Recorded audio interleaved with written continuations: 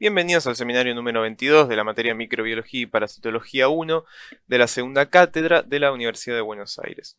Hoy el seminario va a tratar sobre dos parásitos protozoarios del orden Kinetoplastida, que van a ser Trypanosoma cruzi, agente etiológico de la enfermedad de Chagas-Massa, y el género Leishmania, que es agente etiológico de lo que se denomina la Leishmaniasis. Primero vamos a hablar de unas generalidades de este orden. Estos parásitos van a poseer lo que se denomina un kinetoplástido, que es lo característico del orden Kinetoplastida, que va a ser una estructura subcelular de ADN mitocondrial empaquetado. Bien, a su vez, estos parásitos van a contener un flagelo, que va a ser su elemento de motilidad, y vamos a ver que tienen distintas características morfológicas a medida que van avanzando en su ciclo de vida. Esto lo pueden observar en la imagen inferior derecha, donde está esquematizada las distintas características morfológicas de estos parásitos. Principalmente nosotros vamos a hablar de las figuras A, B, C y F. La figura A representa lo que se denomina un tripomastigote. Esta forma, como ven, va a contener un flagelo que atraviesa todo el cuerpo del parásito y va a estar lateralizado. Similar a lo que es el epimastigote, que es la imagen B, en la cual también el flagelo va a estar lateralizado. La imagen C representa lo que es un amastigote, que vamos a ver que esta es la forma intracelular de estos parásitos, la cual no va a poseer este flagelo que se extiende por fuera del cuerpo principal. Y también vamos a hablar de la imagen F, que es lo que se denomina un promastigote, el cual va a contener un flagelo pero central al cuerpo del parásito. Dentro, entonces, de este orden, nosotros vamos a hablar principalmente de los géneros Trypanosoma y Leishmania. Hay otros parásitos dentro de este orden, pero que no son de tanta importancia médica. Dentro de estos géneros, entonces, Trypanosoma, vamos a hablar específicamente de la especie cruzi. Entonces, Trypanosoma cruzi es de quien vamos a hablar en este seminario. Existe otra especie, que es Trypanosoma brucei, que puede afectar al humano, que es el agente etiológico de la enfermedad del sueño, tripanosomiasis africana, que no vamos a abordar en este seminario. Y también entonces vamos a hablar del género Leishmania, que sí hay distintas especies que pueden afectar al humano y vamos a intentar de verlas todas en este seminario. Iniciando entonces ya con lo que es Trypanosoma cruzi, en la siguiente diapo ustedes tienen un pequeño escrito de Eduardo Galeano, que habla sobre, esta patología que estábamos diciendo, que es el agente etiológico, que es la enfermedad de Chagas, y cómo históricamente esta patología estuvo asociada a las condiciones de pobreza. Bien, vamos a ver que la ausencia de una vivienda digna es uno de los principales factores de riesgo para adquirir esta patología, por lo menos por su vía de transmisión vectorial. Vamos a ver ahora que hay otras vías de transmisión y que esto histórico de la enfermedad asociada a la pobreza, si bien se sigue dando, también empiezan a darse nuevas infecciones por fuera de la población, de esta población. Bien, en la siguiente diapo entonces vemos un poco la epidemiología de este parásito.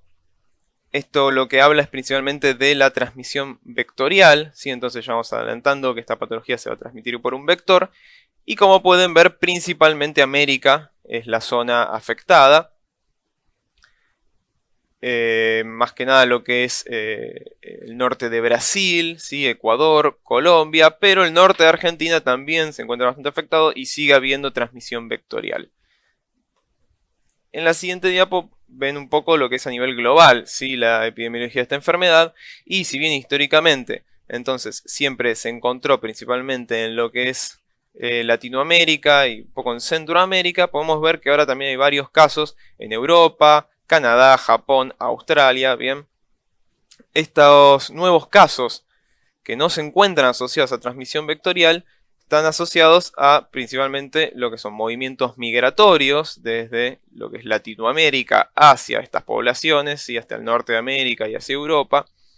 Movimientos migratorios entonces de individuos que eran portadores de esta enfermedad, y como dijimos hay otros mecanismos de transmisión además de la vectorial, entonces empezaron a darse también transmisión en estos sitios. Así que ahora, hoy en día, la enfermedad de Chagas ya no es solo una enfermedad de transmisión vectorial que afecta entonces a poblaciones de bajos ingresos, sino que es una enfermedad que también empieza a verse en países en desarrollo, en países desarrollados, perdón.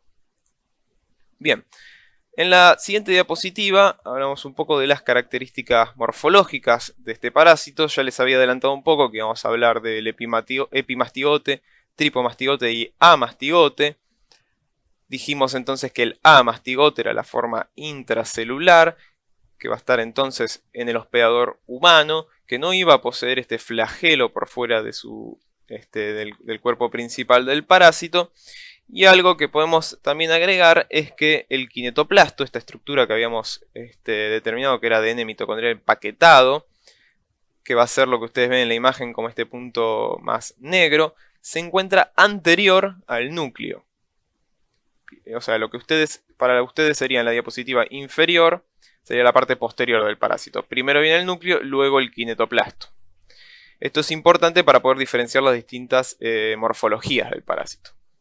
En el epimastigote, que entonces dijimos que ya iba a tener este flagelo lateralizado, podemos encontrar que el núcleo nuevamente está posterior al kinetoplasto. Pero en el tripomastigote, que es la otra forma flagelada, bien, que pueden ver lo que se denomina la membrana ondulante, que es esta membrana que sigue a lo largo de todo el parásito y que continúa con el flagelo, vemos que el kinetoplasto se encuentra posterior al núcleo. Entonces, una de las formas que yo obtengo para diferenciar el tripomastigote del epimastigote es la ubicación del kinetoplasto en relación al núcleo.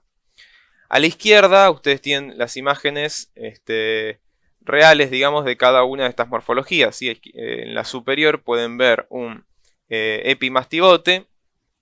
En la media, lo que ven son amastigotes intracelulares. Y en la imagen inferior pueden ver un tripomastigote. Pasando a la siguiente diapo, empezamos a hablar entonces ahora sí del vector, que va a ser una de las formas de transmisión de esta patología. Vamos a hablar de que los vectores son hemípteros de la subfamilia Triatominae. Bien, hay varios hemípteros que pueden ser vectores de esta patología. Tres géneros principales, lo que es Triatoma, Pastrongyllus y Rhodnius. Son los distintos géneros de hemípteros que pueden transmitir la enfermedad de Chagas. En Argentina principalmente hablamos de Triatoma infestans, del género Triatoma, especie infestans. Este es el principal vector entonces en nuestro país de la enfermedad de Chagas. Estos vectores van a tener un ciclo hemimetábolo o de metamorfosis incompleta, es decir que de los huevos van a nacer ninfas, las cuales van a ir aumentando su tamaño, pero desde el nacimiento ya van a tener un hábito hematófago. Es decir que desde que nacen, las ninfas ya tienen la capacidad de no solo infectarse con parásito, sino que a su vez pueden ser transmisores. Más o menos la vida aproximadamente es de un año de este parásito y de este vector, y una vez que se infecta con Trypanosoma cruzi, va a estar infectado por el resto de su vida, por lo tanto va a transmitir este parásito por el resto de su vida. En la imagen central inferior ustedes lo que ven es cómo este hemíptero al alimentarse aumenta el tamaño de su abdomen, aumenta importantemente, ¿sí? Está alimentándose, succiona sangre y se hincha el abdomen. Este vector, tiene alas, entonces si bien no puede volar grandes distancias, puede planear, pero luego de alimentarse no puede porque aumenta mucho su peso. Entonces una vez que se alimenta, se aleja simplemente caminando, ya no puede volar luego de alimentarse. En la imagen superior derecha ustedes lo que ven es el hábitat principal, por lo menos perihumano, ¿sí? En relación entonces con el hospedador humano que puede tener este hemíptero. Principalmente entonces va a vivir en lo que son las grietas de las paredes o en los techos de paja, donde entonces puede tomar contacto íntimo con el ser humano y infectarse y a su vez ser transmisor de la patología. Y en la imagen inferior derecha lo que intenta mostrarles es cómo uno podría diferenciar los distintos hemípteros de aquellos que pueden llegar a ser transmisores de esta patología. Hay una gran cantidad de hemípteros, no todos tienen un hábito hematófago, por lo tanto si no tienen hábito hematófago ya de por sí podemos descartar que puedan ser vectores. Entonces, al ver la probóscide, que sería el pico de este vector, que es el que utilizan para alimentarse, yo puedo determinar si es o no hematófago. La imagen central corresponde a un hemíptero hematófago, porque pueden ver esta probóscide que es recta y que tiene aproximadamente el mismo diámetro que la cabeza del vector. Distinto, por ejemplo, a la imagen inferior, donde la probóscide, si bien es recta, el diámetro es mucho mayor que la cabeza y llega hasta el primer par de patas. Este caso sería un hemíptero fitófago, no hematófago, por lo tanto no puede ser transmisor. Y en la imagen superior, esta probóscide curva habla de un hemíptero predador. Bien, entonces este tampoco se alimenta de sangre, por lo tanto no podría ser vector. Bien, ¿cómo es el ciclo entonces de esta infección parasitaria? Vamos a empezar con un vector teratominio infectado que al alimentarse de un hospedador mamífero, en este caso el humano, como dijimos tiene hábitos hematófagos, entonces va a alimentarse de sangre, sí va a picar a este hospedador, pero a diferencia de lo que ustedes vinieron viendo con otros vectores mosquitos, no va a inocular el elemento infectante del parásito, sino que este elemento se va a encontrar en las heces del vector. Bien, entonces, al picar se va a generar una reacción del vector que va a inducir la defecación en la zona donde se alimentó. Bien, y en estas heces es donde se va a encontrar el elemento infectante, que es el tripomastigote metacíclico. Entonces, este tripomastigote va a acceder al sitio de picadura del vector y ahí es donde va a poder ingresar, ¿bien? Pero no es inoculado, sino que se encuentra en las heces del vector, ¿bien? Entonces, una vez que ingresa en este nuevo hospedador, el tripomastigote metacíclico va a invadir las células del sitio de inoculación. Una vez que se encuentre intracelular, va a diferenciarse a su forma de amastigote, que dijimos que era la forma entonces intracelular, va a replicar en esta célula por fisión binaria hasta que va a pensar que la cantidad de mastigotes ya alcanzó el límite para esta célula, entonces pasa a su estadio nuevamente de tripomastigote y por lisis celular sale al espacio extracelular, donde entonces puede diseminarse a distintos tejidos, encontrar nuevas células blanco, invadirlas y repetir este ciclo de replicación intracelular. Bien. Durante este periodo, mientras yo voy a tener gran cantidad de tripomastigotes diseminándose y que se van a encontrar en circulación sanguínea, otro teratominio puede alimentarse de este hospedador, ingerir tripomastigotes y por lo tanto infectarse. Entonces, dentro de este nuevo hospedador, los tripomastigotes van a pasar su forma de epimastigote, van a replicar, madurar hasta tripomastigote metacíclico, donde se van a encontrar en el recto del vector y por lo tanto entonces pueden nuevamente ser liberados en las heces de este vector cuando se alimente nuevamente. Bien, es decir que entonces el tripomastigote lo voy a encontrar en el recto del vector y además va a ser el elemento infectante y el elemento que se va a encontrar diseminándose y en circulación sanguínea en el hospedador definitivo, que en este caso va a ser el ser humano. El amastigote solo lo voy a encontrar entonces en el hospedador mamífero y es el que se va a encontrar intracelularmente, y el epimastigote solo lo encuentro como paso dentro del vector. Bien, es importante que el humano no es el único hospedador definitivo, hay otros mamíferos que pueden llegar a actuar como hospedadores para Trypanosoma cruzi, y son importantes porque también actúan como reservorios de esta enfermedad. Entre ellos uno muy importante es, por ejemplo, el perro doméstico. Otros mamíferos, como por ejemplo los roedores, también se han visto asociados a esta función de reservorio, pero por supuesto por la relación que tiene el humano con el perro doméstico es mucho más importante. Otras vías de transmisión que podemos llegar a encontrar, que es estas que estábamos hablando, que se pueden dar en ausencia del vector, ¿sí? y que serían las que están tomando mucha más importancia en países desarrollados, son la vía transplacentaria, es decir, vertical, el pasaje de la infección desde una madre hacia su feto, la hemotransfusión, ¿sí? Los bancos de sangre de estos países de los que estábamos hablando, desarrollados, inicialmente no testeaban para la presencia de la infección por Trypanosoma cruzi porque no se encontraba en sus países, por lo tanto podía llegar a darse la contaminación por hemotransfusión. Esto no es muy frecuente de ver en nuestro país porque, por supuesto, todos los bancos de sangre realizan testeos para la enfermedad de Chagas. Hoy en día la mayoría de los países desarrollados están empezando a hacerlo, pero inicialmente no lo hacían y por eso pudieron darse algunos casos de infección por hemotransfusión. El trasplante de órganos sólidos, sí, algo similar a lo que estuvimos hablando. La vía accidental, esto bueno, más que nada asociado a lo que son infecciones por trabajadores de laboratorio, ¿sí? O que trabajen con este agente patógeno. Y después está la vía oral. La vía oral empezó a tomar importancia por algunos brotes que hubo, más que nada en Brasil, bien, en la cual uno entonces puede llegar a ingerir ya sea heces de triatominio o restos de triatominios que contenían tripomastigotes en su interior. Bien, esto es por alimentos contaminados, ¿sí? con heces o restos de triatominios que pueden tener entonces tripomastigotes. Yo puedo ingerir los tripomastigotes y estos me pueden infectar. Hubo algunos brotes en Brasil asociados más que nada a jugos de fruta. La fruta es procesada, como no eran jugos pasteurizados, sino que eran de producción casera. Al procesarse la fruta podían llegar a contener algún triatominio y entonces estos eran procesados, liberan los tripomastigotes y el jugo entonces era infectante para el ser humano.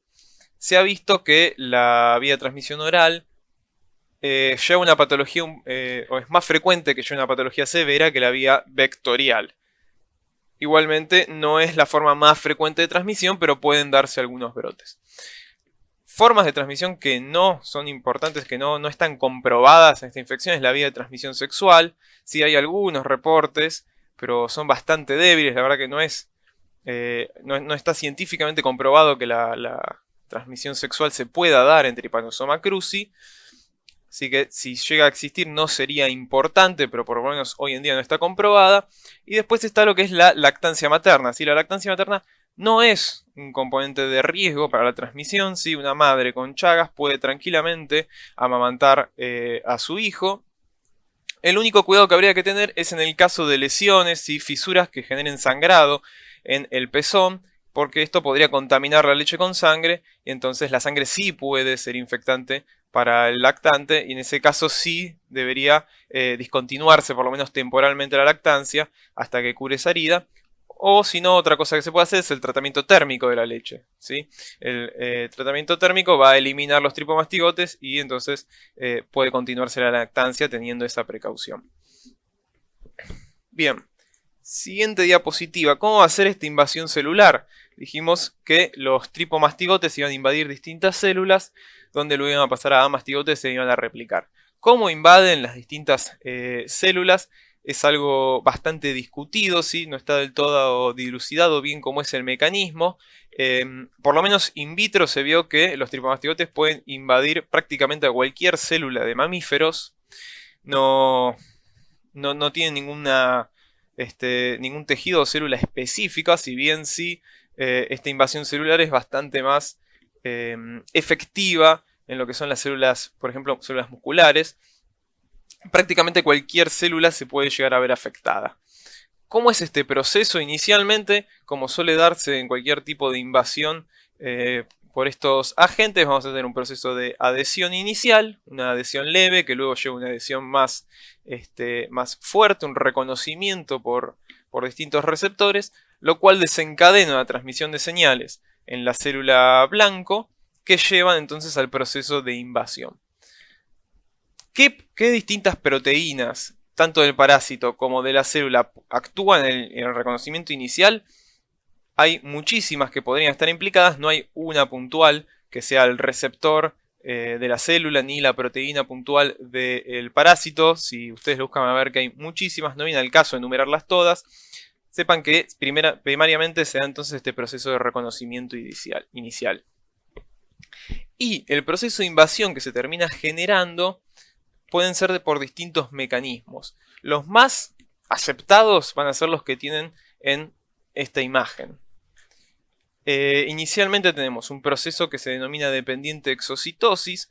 En este proceso tenemos que el parásito lo que promueve, ¿sí? Por esta adhesión inicial y este envío de mensajes hacia la célula blanco, termina generando la exocitosis de lisosomas. ¿Sí? Las células tienen todo un mecanismo que está asociado a lo que es la reparación de su propia membrana, en la cual pueden exocitar lisosomas y la membrana de estos lisosomas se une a la membrana plasmática, ¿sí? A la membrana celular.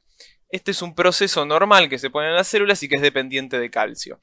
Trypanosoma cruzi lo que puede llegar a generar es inducir este aumento del calcio e inducir entonces la exocitosis de lisosomas, que es lo que ustedes ven con el número 1. ¿Sí? El aumento del calcio lleva a la unión de lisosomas en el sitio donde está invadiendo el parásito.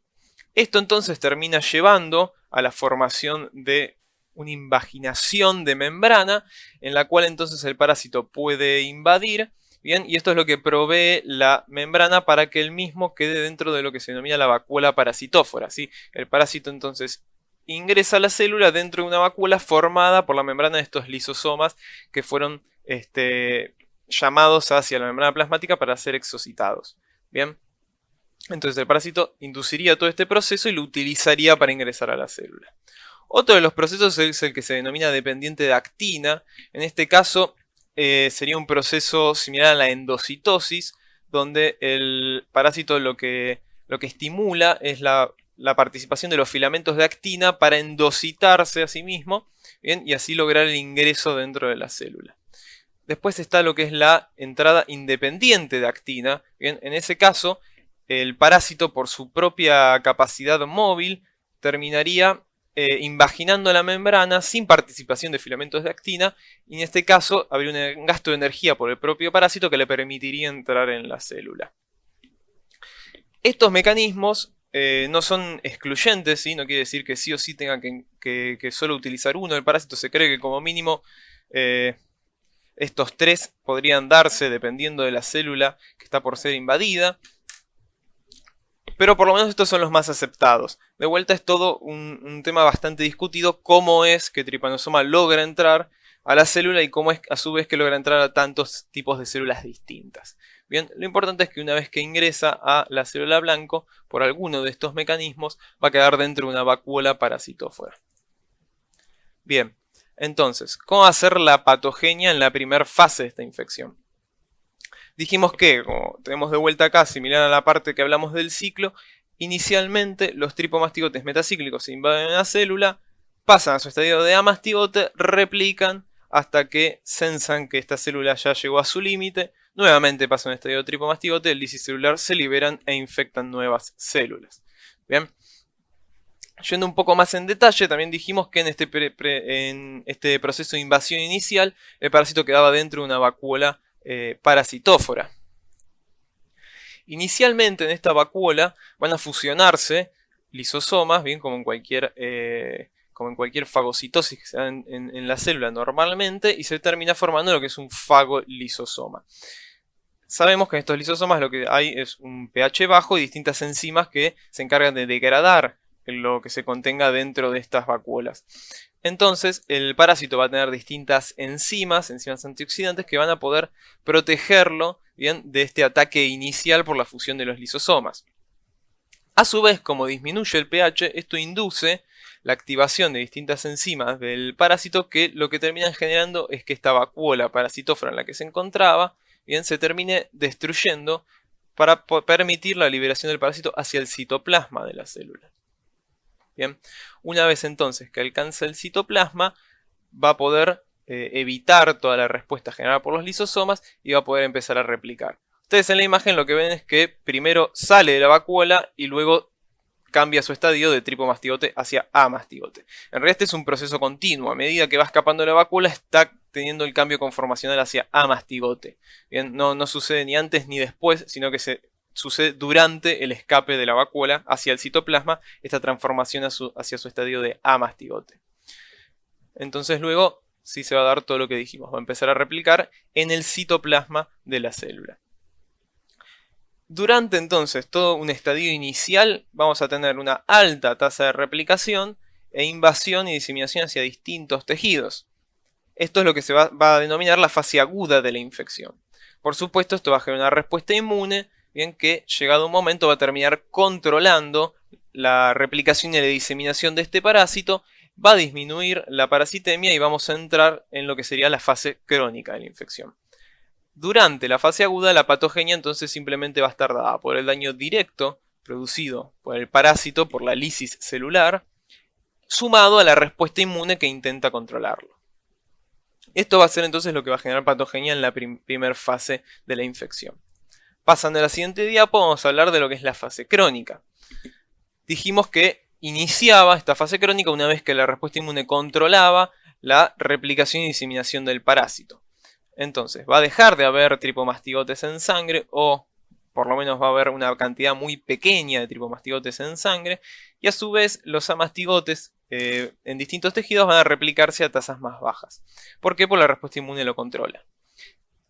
Ahora podemos tener dos caminos: la evolución hacia una patogenia dentro de esta fase crónica o una fase crónica completamente asintomática. Aproximadamente el 70% de los individuos infectados después de su fase aguda evolucionan a una fase crónica donde la respuesta inmune controla el parásito y no generan más síntomas. Bien, en ese caso entonces, durante la fase crónica no va a haber un daño hacia los distintos órganos, no va a haber una patogenia de por sí, sino que va a evolucionar de manera completamente asintomática. Hay un 30% que sí va a generar daño en sus órganos y que entonces sí va a darse la patogenia a la que vamos a hablar ahora, que se da en la fase crónica. En este caso va a haber persistencia del parásito, de vuelta, como ya dijimos, con pequeñas cantidades, con baja parasitemia y con una replicación a tasas bajas, pero el parásito va a seguir estando en los distintos tejidos. Entonces, eso va a generar daño en donde el parásito esté replicando. ¿Por qué? Hay distintas teorías de qué es lo que termina generando daño en la fase crónica. Esta imagen intenta explicar las distintas teorías. Lo más probable es que sea una combinación de todas. Una de estas teorías habla del daño directo del parásito, que sería lo que tiene en la imagen A. Básicamente la persistencia del parásito va lentamente destruyendo las células del tejido afectado, bien, si bien replica a tasas bajas, termina generando lisis celular y a su vez genera distintos productos tóxicos, líticos, producidos por los tripomastigotes. Esto daña el tejido, daña las células y lleva entonces a la fase crónica, a la patogenia de la fase crónica. Otra teoría habla de que la respuesta inmune contra este parásito persistente es la que genera el daño. Ya sea la respuesta inmune específica contra el parásito como una respuesta inmune innata, cualquiera de las dos termina llevando entonces a la destrucción de las células y de los tejidos donde todavía persista el parásito. La teoría de la microvasculopatía principalmente está asociada a la activación vascular que se da en estas zonas donde hay una inflamación constante, que esto puede llevar, por ejemplo, a agregación plaquetaria con obstrucción vascular. Entonces el principal daño sería dado por la isquemia que genera esta oclusión vascular. Y la última teoría es la de la autoinmunidad.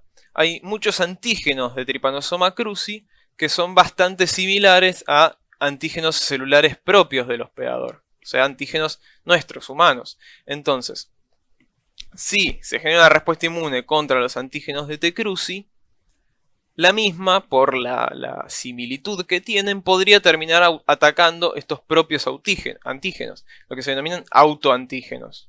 Entonces, esto es lo que llevaría en parte a la autoinmunidad. También se habla de autoinmunidad porque se puede dar lo que es una activación, lo que se denomina bystander, que básicamente es una activación de la respuesta inmune contra antígenos propios que se van a ver presentados dentro de un ambiente inflamatorio. Es decir, si yo tengo este ambiente inflamatorio por la persistencia del parásito y hay destrucción celular de las propias células del hospedador, se liberan antígenos que pueden ser reconocidos por alguna célula de mi sistema inmune, y como el ambiente inflamatorio está, pueden llegar a tener una activación, evitar todos los pasos de regulación del sistema inmune y terminar generando una respuesta autoinmune directa contra mis propios antígenos. Cualquiera de estas dos formas termina generando entonces daño en los tejidos. De vuelta, lo más probable es que, por un lado, el daño directo generado por el parásito, más la respuesta específica, y a su vez algunos procesos de autoinmunidad, sean los que llevan a la patogenia crónica. Lo importante es que la inflamación de este tejido siempre va a estar presente. ¿En qué tejidos voy a ver principalmente esto? Si bien dijimos que puede afectar a cualquier célula, principalmente va a afectar a células musculares, y dentro de esto lo más frecuente es que se vea afectado el músculo cardíaco. Entonces, toda esta inflamación crónica de la que estuvimos hablando la voy a ver principalmente en el tejido cardíaco. ¿Y eso qué genera? Lo que tienen en la siguiente diapositiva. Ustedes pueden ver en la imagen A el tejido, una histología normal del tejido cardíaco. En B pueden ver un proceso que podría ser o bien una reactivación o bien un proceso agudo, donde ven una célula con amastigotes y un infiltrado inflamatorio mononuclear importante. En la imagen C ya empiezan a ver cómo todo este tejido cardíaco es reemplazado por un tejido fibroso, bien, se da una fibrosis masiva que reemplaza entonces a los miocitos. Por supuesto, esto altera la función. También se puede ver un infiltrado celular, que es la imagen D. En la imagen E ya pueden ver alteración y degeneración en las propias células, en los propios miocitos, ¿sí? Las membranas medio onduladas, ¿sí? Esos núcleos con características degenerativas. Esto es el proceso que se va degenerando entonces los miocitos y con el tiempo va reemplazándolo por fibrosis. La imagen F lo que muestra es una célula gigante multinucleada, que es un hallazgo bastante frecuente en la fase crónica de la enfermedad de Chagas. Bien, pasando a la siguiente diapo, entonces, ¿cómo logra esta persistencia el parásito que puede llevar entonces a esta fase crónica? Un poco algunas cosas ya las hablamos, ¿sí? Lo que es la localización intracelular, por supuesto esto le va a servir para evadir parte de la respuesta inmune al parásito. El mimetismo molecular, esto lo hablamos como origen de parte de la patogenia, ¿sí? Estos antígenos similares que tenía el parásito con antígenos propios del ser humano. Si bien tiene su rol en la patogenia, también tiene su rol en la evasión de la respuesta inmune, porque al tener componentes similares a las células del organismo, va a haber una respuesta inmune que inicialmente no va a reconocerlo, pero a su vez llega un momento va a generar esta respuesta que estuvimos hablando de autoanticuerpos, y parte de la respuesta entonces va a estar abocada a atacar antígenos propios, no antígenos parasitarios. La variación antigénica, ¿sí? Este parásito puede variar algunos de sus antígenos de superficie y esto entonces lleva a un retraso en la generación de una respuesta específica. Activación policlonal B, hay algunas proteínas de Trypanosoma que se vio que pueden inducir en las células B una activación y una proliferación independiente de células T. Entonces, en este caso, habría una activación de distintas células B con producción de anticuerpos que no son específicos contra T. cruzi. Entonces tendríamos también una parte de la respuesta inmune gastándose, por así decir, en generar una respuesta inmune que no es específica contra Trypanosoma.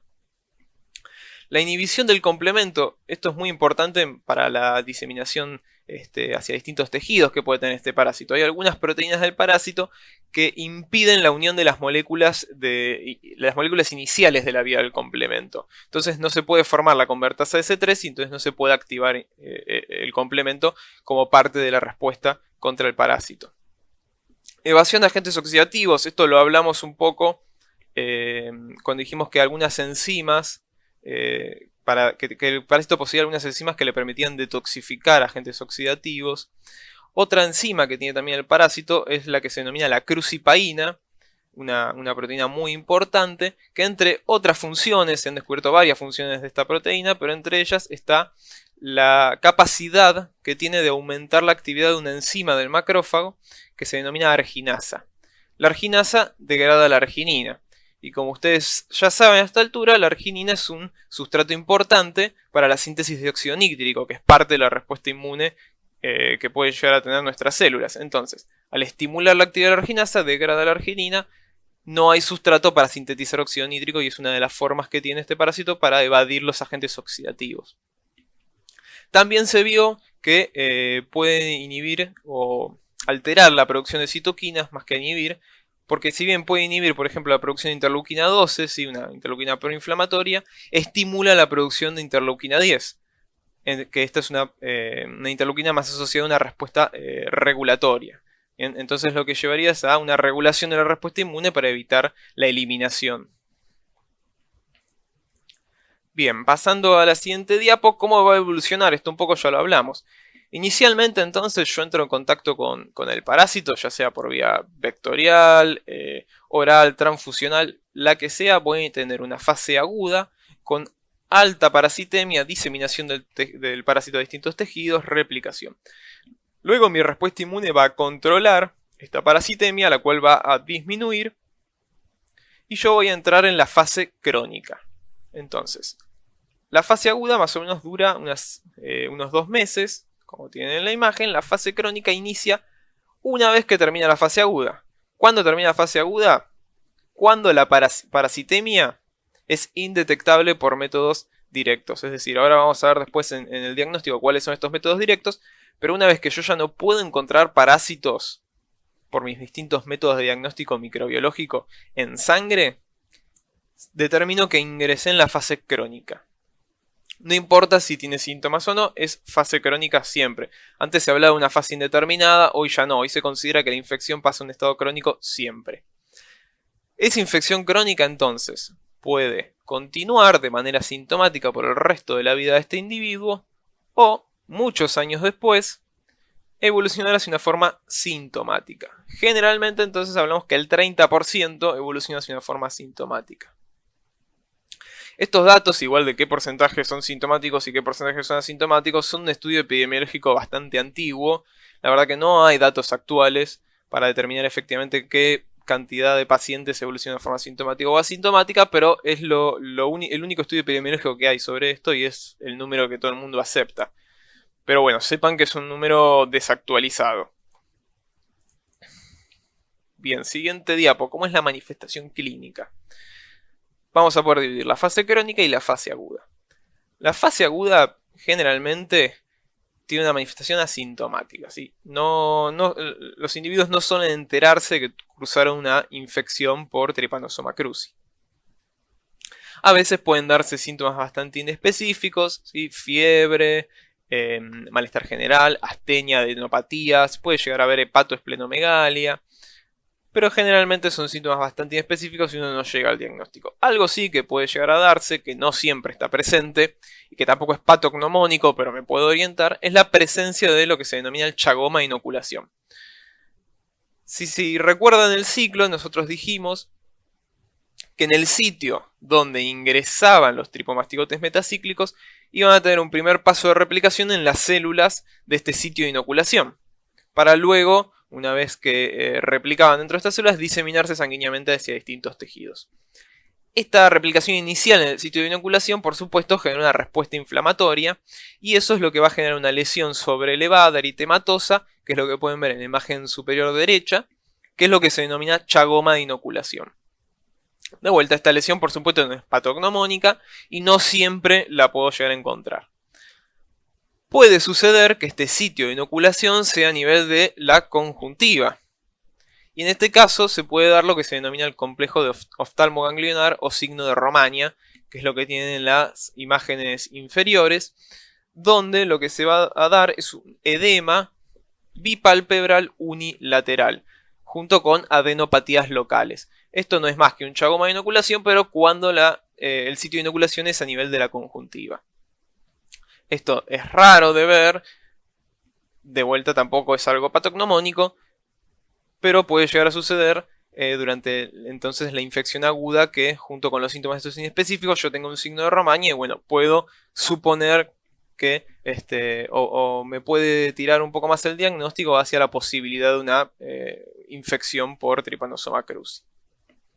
Durante esta infección aguda, esta fase aguda, puede haber manifestaciones más graves que las que estuvimos hablando, que igual son muy poco frecuentes y básicamente van a estar dadas por una respuesta inmune que no llega a controlar como corresponde la replicación parasitaria.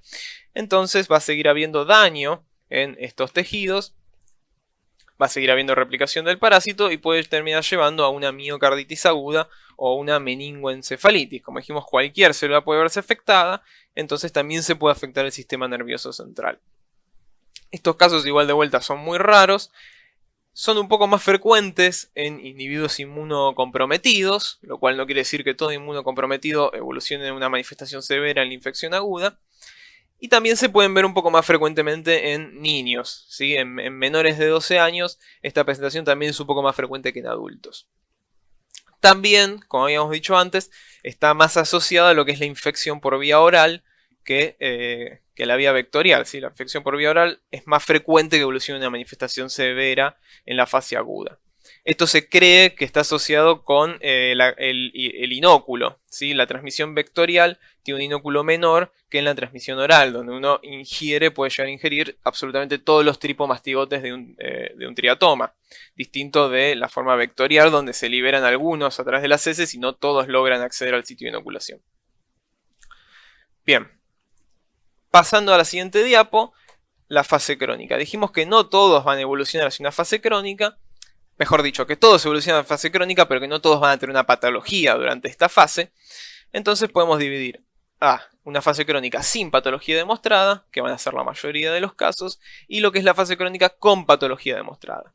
En la fase crónica con patología demostrada, lo que más frecuentemente se va a ver afectado va a ser el tejido cardíaco. Dentro de este, lo más frecuente es la alteración a nivel del sistema de conducción, que puede llevar a arritmias, haciendo que la principal causa de muerte en esta fase crónica sea la muerte súbita o la falla cardíaca refractaria. A su vez, estas arritmias también pueden desencadenar tromboembolismos, también asociados a alta mortalidad. Otra manifestación que podemos tener, además de los trastornos de conducción a nivel cardíaco, es lo que sería una cardiomegalia. Dijimos que entonces, como vimos en las imágenes de la fase crónica, las imágenes histológicas, el tejido cardíaco va siendo reemplazado lentamente por un tejido fibroso. Este tejido fibroso es más fino y se va dilatando ante las presiones aumentadas del corazón y por supuesto no bombea como corresponde. Entonces, esto va llevando a que se adelgacen las paredes del corazón y el mismo aumente de tamaño, se dilate y entonces lleven a lo que tiene en la radiografía que se ve en la diapositiva, ¿sí? En la imagen superior derecha. Este corazón que se denomina corazón en bota, ¿sí? Un corazón agrandado de tamaño, con poca capacidad contráctil, que por lo tanto no bombea como corresponde, y eso puede llevar entonces a una insuficiencia cardíaca. Otra afectación que se puede llegar a dar es a nivel intestinal. Esto es menos frecuente, más que nada en Argentina, no es tan frecuente de ver. En Argentina es mucho más prevalente la afectación cardíaca. Hay algunas zonas geográficas donde la afectación intestinal es más frecuente que la cardíaca. Y lo que se puede llegar a ver es también una dilatación, una alteración en el tono de estos órganos y en la capacidad muscular, que va llevando entonces a una dilatación, ¿sí? Similar a lo que veíamos también a nivel del tejido cardíaco. En este caso, en lo que ven en la imagen inferior izquierda, es un megaesófago. Podemos pasar desde manifestaciones un poco más leves y trastornos leves de la motilidad hacia esto que es lo más grave, que es el megaesófago, donde ya no hay ningún tipo de funcionalidad normal de ese esófago. Por supuesto, el peritaltismo está completamente alterado. Y esto también se puede llegar a ver, además del esófago, por ejemplo, en el intestino grueso. De vuelta, la afectación gastrointestinal es menos frecuente, más en nuestro país. La siguiente diapo, hablamos de lo que es el Chagas congénito. Dijimos que existía la posibilidad de transmisión vectorial. La transmisión vertical, perdón. La transmisión congénita se puede dar durante la infección aguda o durante la infección crónica. ¿Sí? Durante la infección crónica, si bien la parasitemia es muy baja, sigue habiendo pequeñas liberaciones de tripomastigotes a sangre que pueden llegar a afectar al feto. Por lo tanto, durante la infección crónica igualmente existe el riesgo de transmisión vertical. Por supuesto, el riesgo es menor que durante la infección aguda, pero existe. ¿Cuáles van a ser las manifestaciones del Chagas congénito? Generalmente no se presentan manifestaciones, los niños son asintomáticos, pero es importante que a todo hijo de una madre con Chagas tengo que realizarle un distinto seguimiento para llegar al diagnóstico si es que se infectó o no, ¿sí? Si es que se dio esta infección vertical. Porque durante la fase aguda de la infección, el tratamiento lleva a evitar la progresión hacia la fase crónica, ¿sí? Por así decirlo, cura la enfermedad. Si uno da el tratamiento en la fase aguda, no evoluciona a la fase crónica. Por eso es importante realizar el diagnóstico temprano en todo niño nacido de una madre con Chagas. Si evoluciona hacia la fase crónica, si bien yo puedo dar tratamiento, este tratamiento no va a evitar que la respuesta inmune continúe de daño al tejido y pueda llevar igualmente a las manifestaciones que hablamos de la fase crónica. Como dijimos entonces, la gran mayoría son asintomáticos, Algunos pueden presentar síntomas bastante inespecíficos como es hepatosplenomegalia, ictericia, prematurez, bajo peso al nacer, anemia, taquicardia persistente. Esto podemos dividirlo en el periodo neonato inmediato, es decir, que apenas nacido el niño puede presentar estos síntomas, o se pueden dar de manera tardía, es decir, después de los 30 días de vida. Entonces es importante hacer el seguimiento de estos niños. ¿Cómo hacer el diagnóstico entonces? Dijimos que íbamos a tener algunos métodos directos. Obviamente los métodos directos lo que buscan es al parásito, ¿sí? Al parásito en sangre, y vamos a tener métodos indirectos que lo que van a buscar es la presencia de anticuerpos contra Trypanosoma.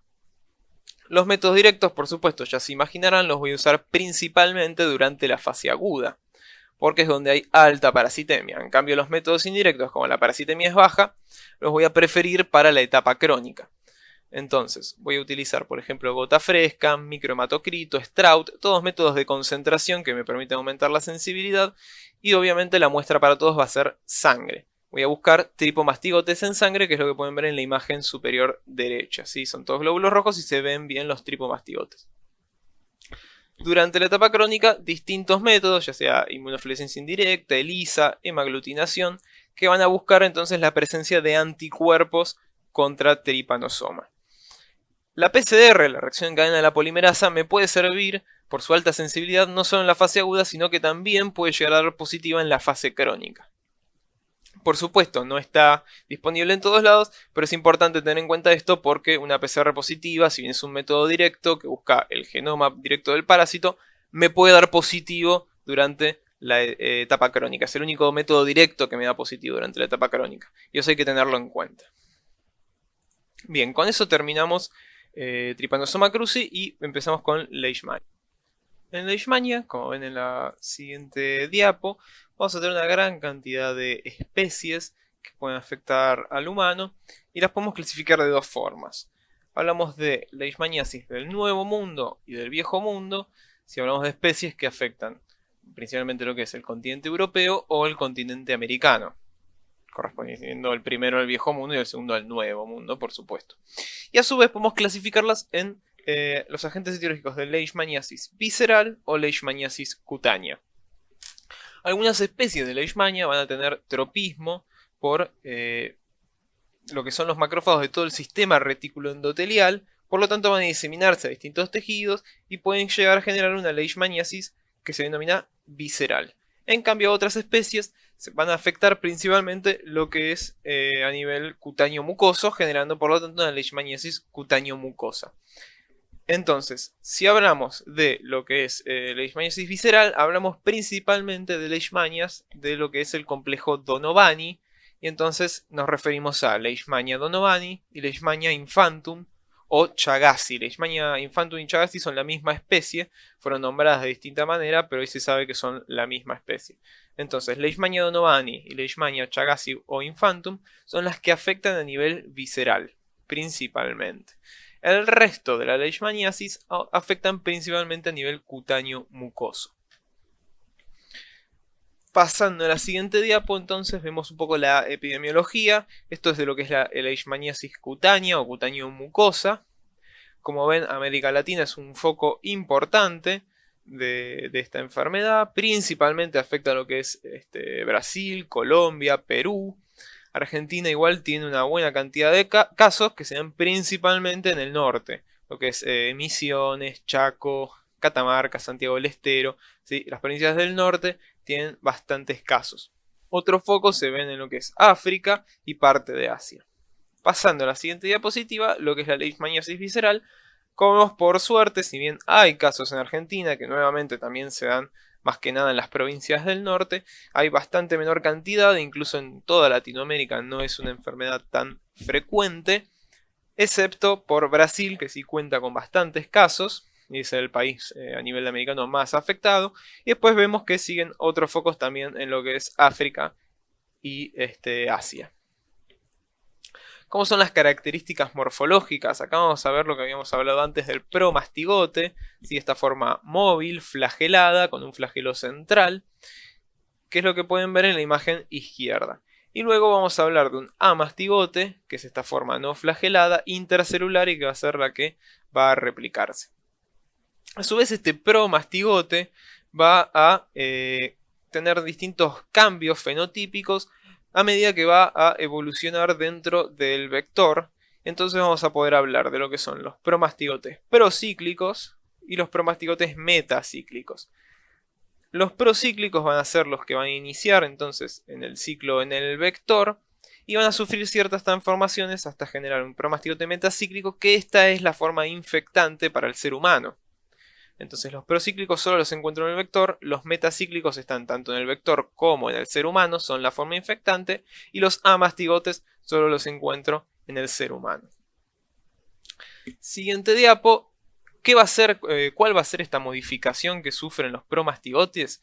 Es lo que se denomina la metaciclogénesis. Esto va a ser una modificación en proteínas de superficie que va a llevar a el enmascaramiento de algunos residuos de distintos azúcares de estas proteínas de superficie, que le van a dar la capacidad al promastigote de sobrevivir, principalmente lo que es el complemento, al entrar en contacto con un nuevo hospedador, que en este caso hablamos del humano, y entonces le va a dar las características para ser la forma infectante. Entonces, estas proteínas de superficie que se van a modificar principalmente, o por lo menos las más estudiadas, van a ser el lipofosfoglicano y la glicoproteína GP63. El lipofosfoglicano entonces es un antígeno de superficie. Su estructura va a variar dependiendo de la especie, pero abajo a la derecha ustedes tienen una imagen un poco simplificada donde les muestra las características de este lipofosfoglicano en un promastigote procíclico, ven que es más corto, y en un metacíclico donde aumentan sus secuencias repetitivas y se enmascaran distintos azúcares, cambiando sus características y por lo tanto permitiéndole al promastigote sobrevivir a la respuesta inmune innata e inicial del nuevo hospedador y así lograr una infección. La glicoproteína GP63 es la principal metaloproteína que se encuentra en la superficie de los promastigotes, y lo que va a cambiar es que va a aumentar su expresión, ¿sí? Va a ser más abundante en los promastigotes metacíclicos que en los procíclicos. Y también cumple una función importante en la evasión de lo que es el sistema del complemento. Siguiente diapo, vamos a hablar un poco ahora del vector. Dijimos que estos cambios, esta metaciclogénesis se daba dentro del vector, es decir que va a ser por supuesto un vector biológico. Este vector van a ser distintos insectos de la subfamilia Flebotominae que se conocen con el nombre de flebótomos. No son mosquitos, son flebótomos. Sé que son similares, pero estamos hablando de un género completamente distinto. Son bastante más pequeños que los mosquitos. Y va a haber dos géneros principales que van a ser transmisores, que van a ser el género Flebotomus, que se encuentra principalmente en el Viejo Mundo, y el género Lutzomia, que es el que se encuentra en el Nuevo Mundo y el que, por lo tanto, va a ser el vector en nuestro país. Dentro de estos géneros, varias especies pueden actuar como vectores. Vamos a ver que entonces este flebótomo va a tener un ciclo holometábolo, es decir, una metamorfosis completa, va a pasar de huevo hacia larva, hacia pupa y luego un adulto, que este es el que va a tener el comportamiento hematófago. Algo importante es que estos huevos, a diferencia del mosquito, no van a necesitar del contacto con agua, ¿sí? Solamente con tierra húmeda, con suficientes nutrientes, es suficiente para que se genere la oviposición y el desarrollo de estos huevos. Por lo tanto, las medidas que apunten a disminuir la existencia del vector para controlar esta enfermedad no son las mismas que, por ejemplo, las medidas que se utilizan para controlar el Aedes aegypti y disminuir los casos de dengue. Entonces, todas las medidas profilácticas usadas para el mosquito no van a servir para los flebótomos. Dijimos entonces que lo que requieren es solamente un poco de tierra húmeda con suficientes nutrientes, y a su vez lo que van a requerir es algún mamífero del cual puedan alimentarse. La imagen inferior derecha lo que demuestra es un ambiente frecuente, que son estos ambientes rurales donde varios animales conviven cerca del humano. Por supuesto, puedo contener tierra húmeda en cualquier sombra, entonces puede darse el ciclo completo. Va a haber flebótomos alimentando de estos animales y también pueden llegar a alimentarse del ser humano. y en este caso sí generar la transmisión de enfermedad. Los flemotodos adultos viven aproximadamente unos 2 meses y van a generar vuelos cortos y hasta unos 200 metros. No suelen desplazarse grandes cantidades, así que no suelen ser transmisores de esta enfermedad hacia otras poblaciones por sí solos. Siguiente diapo vemos un poco los reservorios. ¿Sí? Hay varios mamíferos que pueden afectar de leishmaniasis y por lo tanto actuar como reservorios. Y si un flebótomo se alimenta de estos mamíferos, se puede infectar y luego, al alimentarse de un ser humano, puede transmitir la enfermedad. Dentro de estos animales vemos que se encuentra el perro, ¿sí? El perro doméstico nuevamente es uno de los reservorios más importantes por su contacto íntimo que tiene con el ser humano. A su vez algunos roedores y algunos marsupiales también pueden actuar como reservorios importantes y varios otros mamíferos silvestres también existen, pero al no tener tanto contacto con el ser humano no tendrían tanta importancia en el ciclo biológico, por lo menos en la transmisión hacia el humano. ¿Cómo va a ser este ciclo? Iniciamos con un flebótomo que va a estar infectado y al alimentarse entonces de un hospedador definitivo, en este caso el humano, va a inyectar, a inocular promastigotes metacíclicos.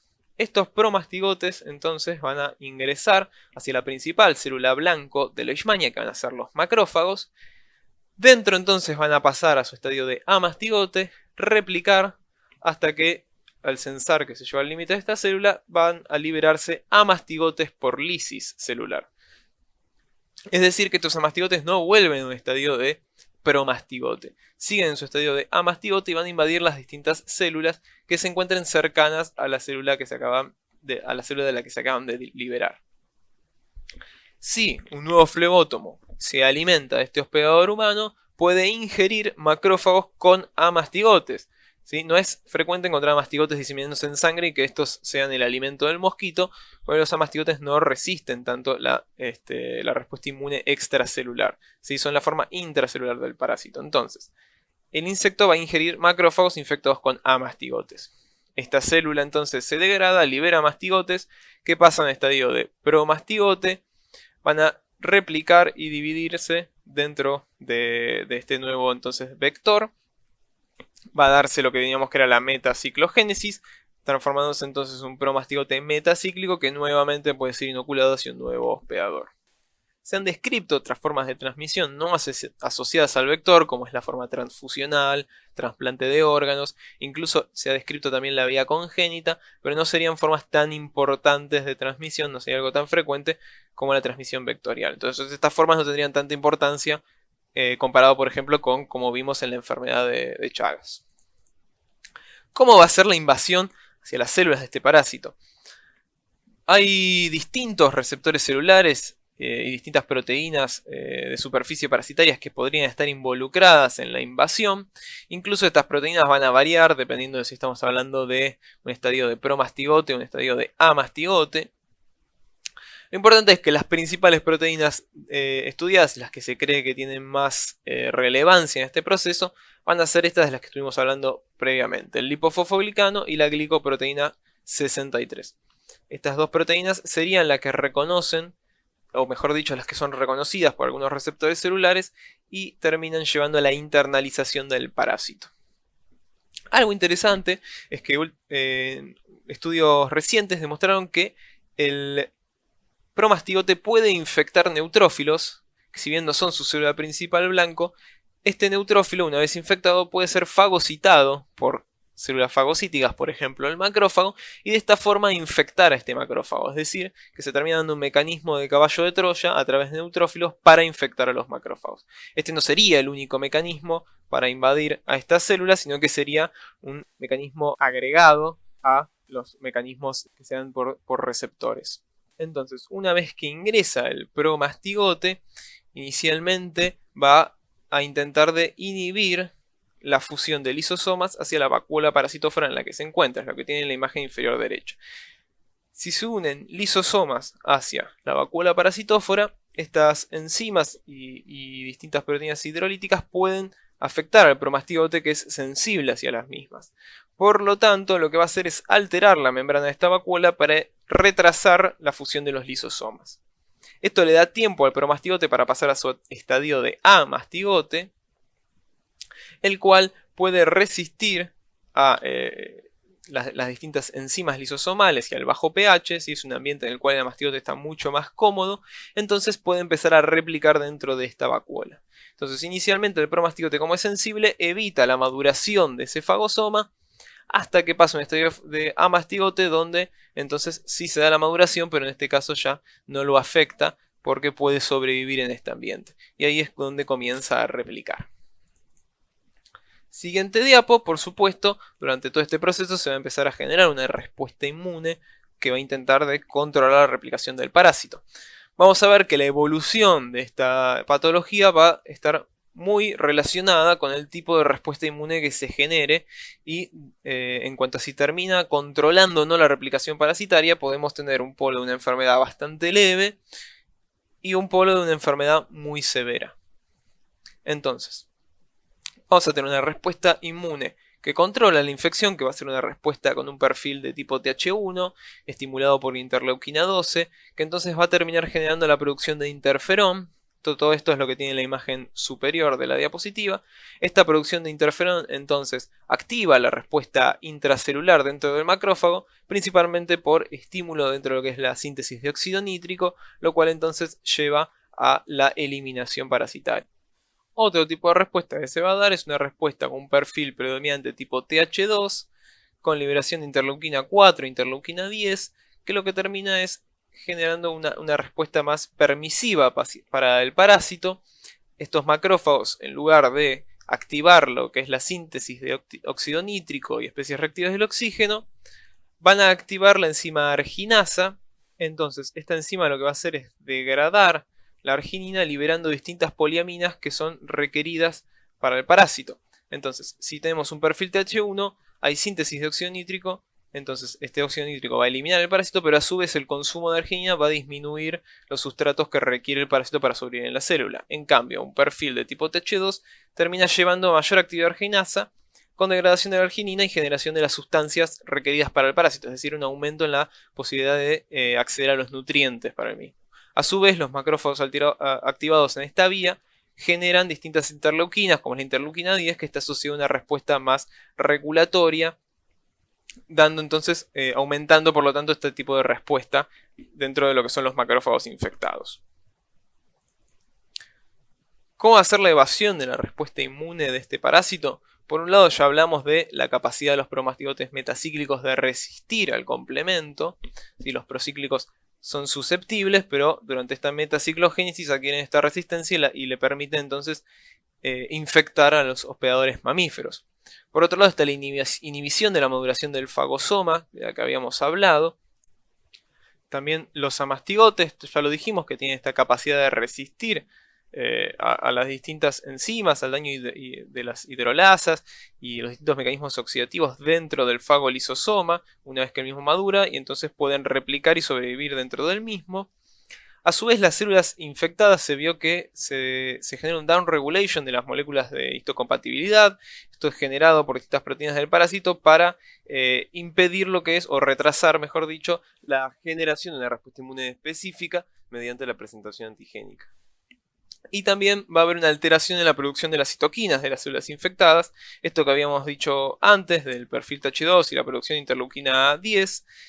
Si bien va a depender un poco de la respuesta de cada hospedador ante el parásito estimula la producción de esta interleuquina y por lo tanto la activación de los macrófagos hacia una vía alternativa, como habíamos visto anteriormente.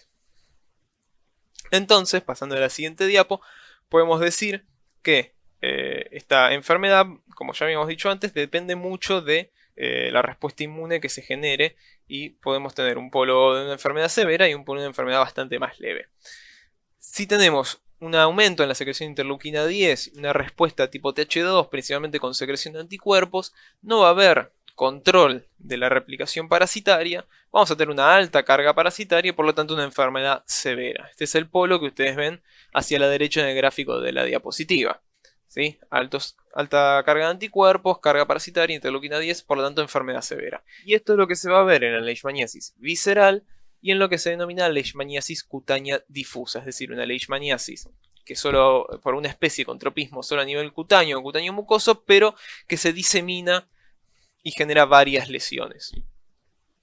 Por otro lado, podemos tener una respuesta protectora de tipo Th1, pero que sea demasiado severa. ¿Sí? A esta altura ya sabemos que la respuesta inmune, si bien generalmente es beneficiosa, puede ser la que termine generando el daño de la infección. Bien, esto es lo que sucede en la leishmania mucosa, donde hay una respuesta Th1 muy severa, exagerada, que lleva a una respuesta de hipersensibilidad, y esta citotoxicidad es la que termina llevando a daño tisular y genera una enfermedad severa a nivel de las mucosas. Bien, esto es la leishmaniasis mucosa. En el medio tenemos la forma leve, que es la leishmaniasis cutánea autolimitada. Es decir, una infección que genera una lesión a nivel cutáneo, pero que no se disemina, no genera nuevas lesiones y es controlada en el lugar de inoculación. En este caso, la respuesta va a ser principalmente Th1, pero una respuesta regulada, ¿sí? Intermedia, que entonces termina controlando la replicación del parásito, pero no lo hace a expensas de un daño importante del tejido. Entonces ahí tenemos la enfermedad moderada. ¿Cómo van a ser las manifestaciones clínicas de esta patología? Dijimos entonces que existían las formas cutáneas y las formas viscerales. Dentro de la forma cutánea, cutáneo-mucosa, vamos a hablar de la lesión localizada. Esta es la que dijimos que tiene una respuesta predominantemente Th1, pero regulada. Por lo tanto, entonces, inicialmente yo voy a tener una lesión en el sitio donde me picó el flebótomo, en el sitio de inoculación, que inicialmente va a ser una pápula, un nódulo, ¿sí? Inflamatorio, que luego ulcera y con el tiempo va cicatrizando. Esta lesión tiene lo característico que es bien delimitada, como la que ven en la imagen, y entonces si yo solamente tengo una leishmaniasis cutánea localizada, mi respuesta inmune controla la replicación del parásito sin lesionar demasiado mi tejido, y esto es todo lo que puede suceder. Bien, esta lesión resuelve con cicatrización. Puede pasar lo que dijimos antes, que yo tenga una respuesta inmune severa y que me afecte principalmente lo que son las mucosas, y ahí yo tengo una leishmaniasis mucosa o cutáneo mucosa, que es la que tiene en la imagen de la derecha. Esto es una condición bastante grave, muy desfigurante, que además puede tener algún grado de mortalidad, dependiendo del nivel de afectación que se tenga. Generalmente afecta a nivel de lo que es la oronasofaringe, puede llegar a afectar también la laringe. Entonces acá hay una respuesta inmune muy severa, que es la que termina generando estas lesiones. Después tenemos lo que es la leishmaniasis difusa. Dijimos que entonces la leishmaniasis difusa lo íbamos a dar en pacientes con una respuesta inmune principalmente de tipo Th2, es decir, no hay una respuesta inmune celular efectiva, hay una respuesta principalmente abocada hacia la producción de anticuerpos, una activación alternativa de macrófagos. Entonces voy a tener distintas lesiones, siempre a nivel cutáneo, pero que van a estar diseminadas por todo el cuerpo. Las condiciones van a ser principalmente pápulas, nódulos, ¿sí? No se van a ulcerar, y estas lesiones van a tener una gran cantidad de amastigotes. Bien, las células en esta lesión tienen amastigotes en su interior. Entonces hay una alta carga parasitaria. Después tenemos lo que se denomina la leishmaniasis diseminada. La leishmaniasis diseminada es una forma puntual de leishmaniasis en la cual hay una respuesta tipo Th1 que controla la replicación parasitaria, pero que está localizada puntualmente a nivel cutáneo, pero no a nivel sistémico. Por lo tanto, a nivel sistémico no hay un control de la replicación del parásito y se pueden diseminar y se generan distintas lesiones. En las lesiones hay una respuesta efectiva, pero no se controla la diseminación. Es una forma bastante particular, no es tan frecuente de ver, pero está asociada entonces a esto que acabamos de decir. Y la forma recidivante tampoco es algo tan frecuente. Esto se ve asociado a una leishmaniasis cutánea que cura y posteriormente genera nuevas lesiones en la cicatriz que van a ser generadas principalmente por un infiltrado inflamatorio. Bien, esta lesión que ven en la leishmaniasis localizada cura y mucho tiempo después vuelve a generar lesiones que son de tipo inmune. ¿Sí? No hay amastigotes en su interior, pero pueden volver a generar lesiones, entonces ahí estaríamos hablando de una leishmaniasis recidivante. Pasando a la siguiente diapo, ahora vamos a hablar de lo que es la leishmaniasis visceral. ¿Sí? Dijimos que entonces podía llegar a haber afectación de distintos órganos, más que nada de todo lo que es el sistema retículo endotelial. Entonces podrían generarse síntomas viscerales como es una hepatoesplenomegalia, pancitopenia, así por afectación a la médula ósea y por supuesto todo esto va a generar fiebre. Se puede llegar a dar hiperpigmentación. Esto se cree que es por la inducción de toda esta respuesta inflamatoria y secreción de distintas citoquinas, y esto induce la producción de hormona adrenocorticotrópica, y esto entonces llevaría a una hiperpigmentación de la piel. Por eso se le dio el nombre a esta enfermedad como calazar, que la traducción sería algo así como fiebre negra. No siempre está presente esta hiperpigmentación, pero puede llegar a darse y entonces ahí ya estaríamos hablando ¿sí? de un calazar. Bien, pero entonces hay una afectación visceral de distintos órganos, principalmente lo que es el sistema retículo endotelial. Esta forma de leishmaniasis es muy severa. Si no se diagnostica y se trata a tiempo, tiene una tasa de mortalidad muy alta, muchas veces asociado a lo que son infecciones secundarias, más que nada infecciones bacterianas asociadas entonces a esta infección por leishmania. Y después existe lo que es la leishmaniasis dérmica post-calazar, que es básicamente la presentación de lesiones cutáneas posterior a una leishmaniasis visceral.